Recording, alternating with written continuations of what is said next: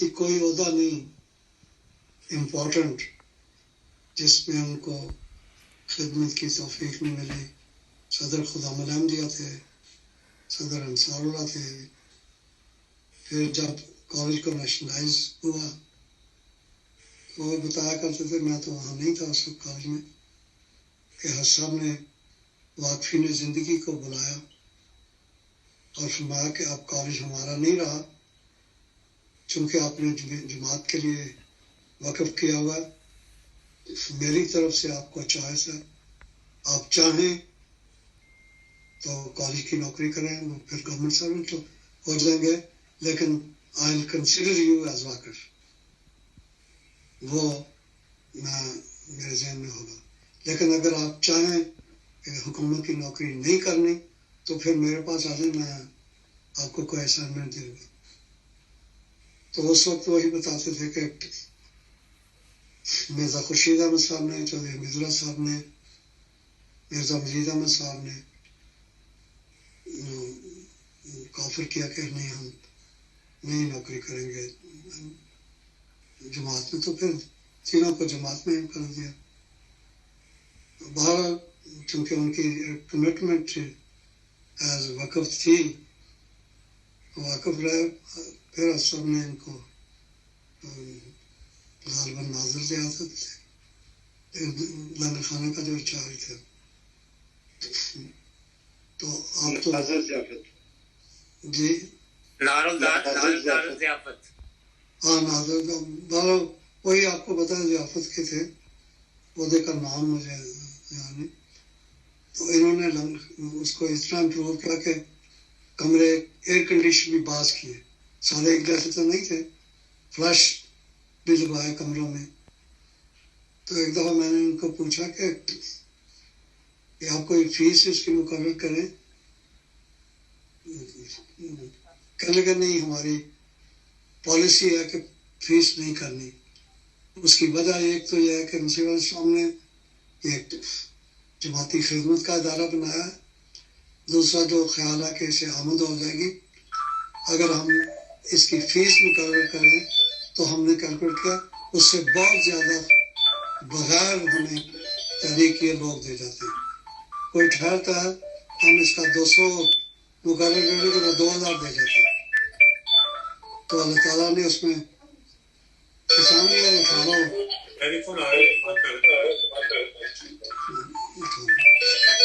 تو وہ چودھری صاحب آپ اس کا جواب دیں ٹیلی فون کا. غفور صاحب آپ ہی انوائٹ کر سکتے ہیں، میں نے کوشش کی ہے. آپ ٹیلی فون اٹینڈ کر لیں پلیز.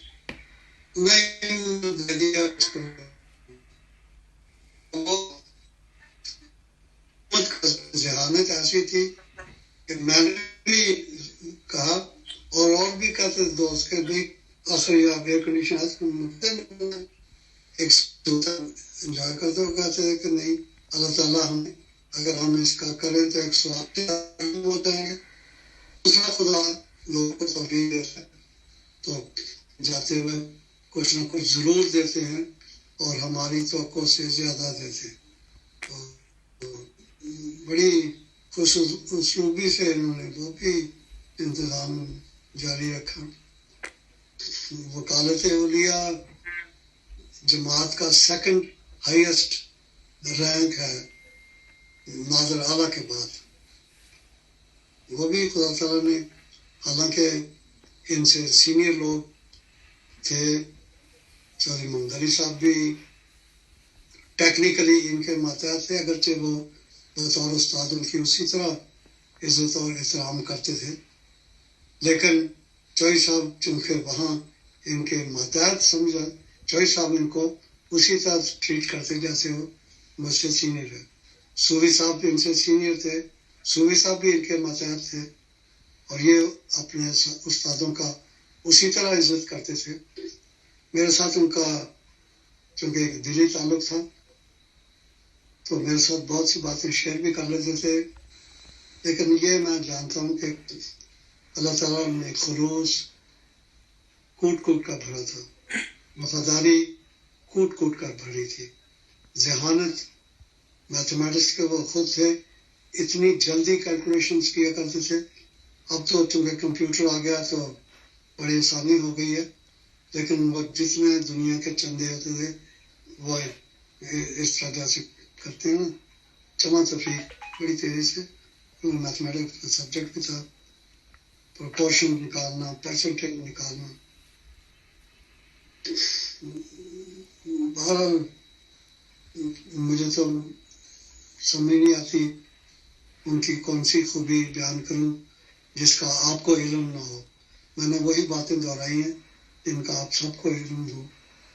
میرے پہ تو انحصار تھا کہ آج ہماری جماعت کا اجلاس تھا، تو میں نے کہا مجھے اجازت دیں میں اپنے ایک جانے والے کی کوئی محاسن بیان کر سکوں، کیونکہ خدا کا حکم بھی ہے کہ جب تمہارے جانے والے تم سے رخصت ہوں تو ان کے محاسن کبھی کبھی بیان کیا کرو.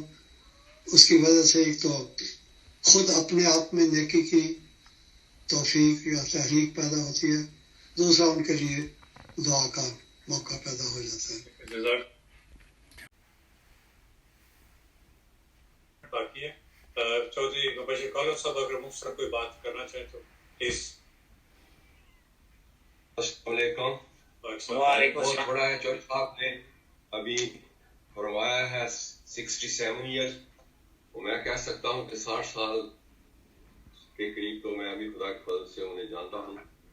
وہ میتھ تو ہم چھوٹی عمر میں ہی میتھمیٹکس سے بھاگتے تھے، وہ تو ہمارا مضمون نہیں تھا. لیکن یہ ہے کہ ان کو خدا کے فضل سے وہاں یہ ہوا کہ ہماری ٹیوٹوریل گروپ کے وہ انچارج تھے، تو وہاں بے تکلفی سے باتیں ہوتی تھی جو سب کو پتہ ہے. بعض مسائل کا بھی ذکر ہوتا تھا.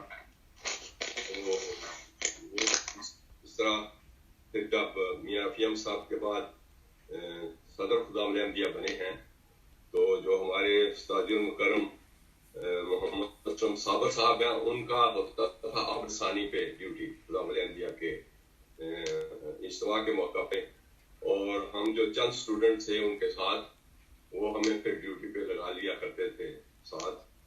اس طرح ان کا صدارت کا زمانہ بھی دیکھا. پھر جب میں پہلی دفعہ یہاں سے گیا ہوں جرمنی سے، تو غالباً اس وقت دارالضیافت نیا بنا تھا، تو وہ غالباً اس کے انچارج تھے. مجھے اب اتنا یاد نہیں ہے، لیکن میں گیا تو بڑی محبت سے مجھے ملے اور مجھے ساتھ لے کے ایک چھوٹا سا دوست جو جانتے ہیں، جب ہم اندر داخل ہوتے ہیں تو لیفٹ سائڈ پہ ایک چھوٹا سا کمرہ ہے، وہاں لے گئے تو میرے ساتھ بیٹھ کے کھانا کھایا اور مجھے پوچھا. تو میں نے کہا جی یہ بہت اچھا انتظام ہوا ہے، کیونکہ اس زمانے میں پہلا روزے تو ہم نے دیکھا نہیں جب ہم کالج میں پڑھتے تھے.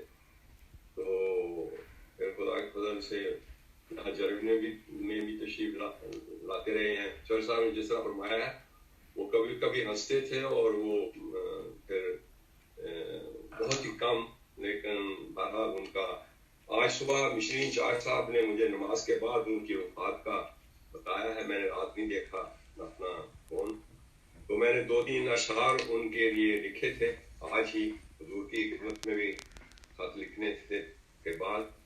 تو میں اس بہت لمبی باتیں ہیں، لیکن میں ان 3 اشعار کو واجہ صاحب سے بات کے ساتھ بھی لکھی ہوئی ہے.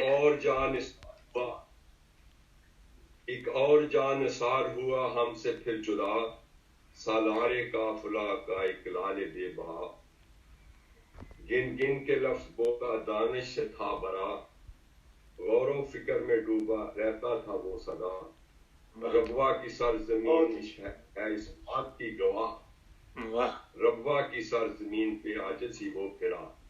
تو یہ آج ظفر صاحب نے بتایا ہے کہ وہ ایک ایسا شخصیت ہے. تو اللہ تعالیٰ کی رحمت کرے.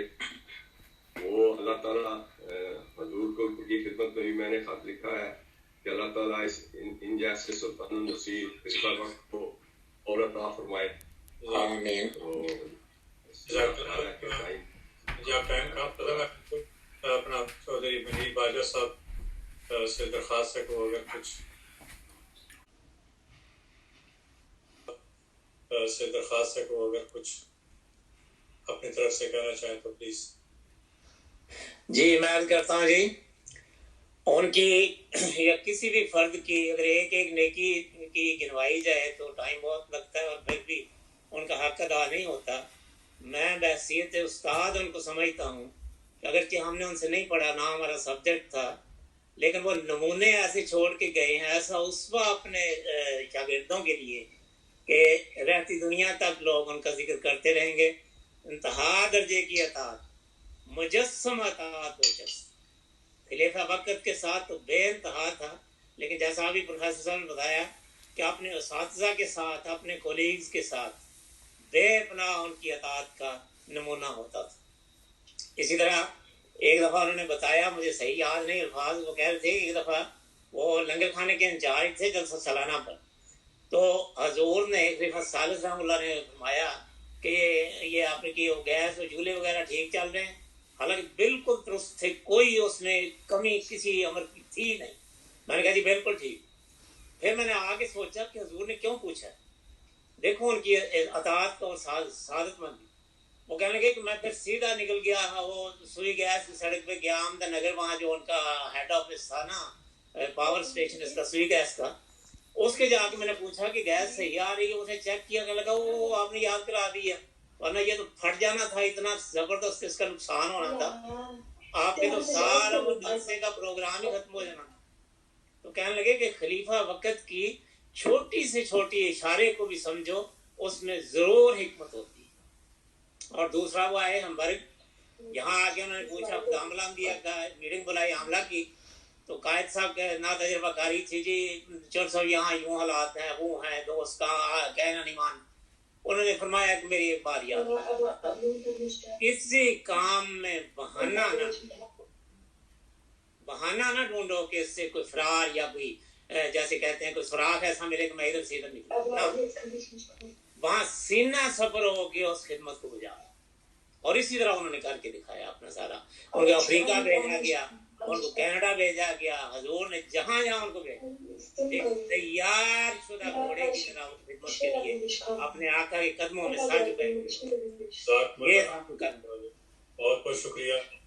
اور میں نے ابھی تھوڑی دیر پہلے ایک نظم بھی لکھی ہے، لیکن وقت آپ کے پاس نہیں ہے، اس واسطے میں اس کو پیچھے رکھتا ہوں. انشاءاللہ بعد میں سنیں گے تو دوبارہ. ہاں بعد میں انشاءاللہ. نہیں مجھے یہ نہیں کہ میں ضرور سناؤں. جزاک اللہ. آپ سب دوستوں اللہ تعالیٰ ان کے درجات بلند کرے اور جنت الفردوس میں اعلیٰ مقام. آمین آمین انشاءاللہ اس کا ایک دوسرا پروگرام بھی ہم قریب دوبارہ کریں گے. جزاک اللہ. ٹھیک ہے.